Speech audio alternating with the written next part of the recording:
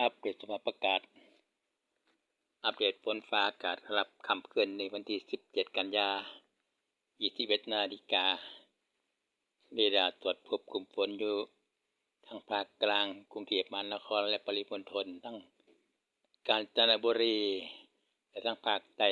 ประจวบคีรีขันธ์ชุมพรตกหนักที่สุดก็คือแถวกรุงเทพมหานครและอ่าวไทย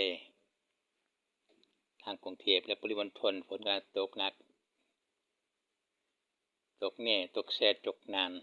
ช่วงเวลาค่ำคืนนี้เนาะในภาคอีสานด้านตะวันออกเกือบทุกจังหวัดเบื้องโซนเศษฝนผ่านหล่องฝนกลุ่มสีแดงผ่านมาจากสกลนครอุดรธานียาวมาถึง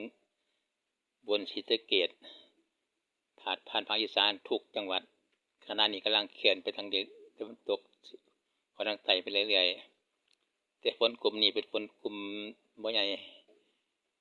ผ่านบ่เกิน10นาทีก็เบิดไป10-20นาทีเป็นแนวยาวจากพุ่น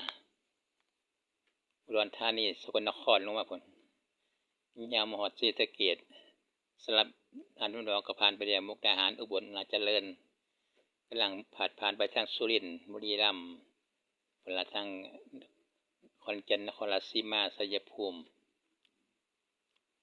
ผ่านไปทางตะวันตกเฉียงใต้จักหน่อยอันนี้อยู่แถวภาคกลางกรุงเทพกาญจนบุรีแถวปริมณฑล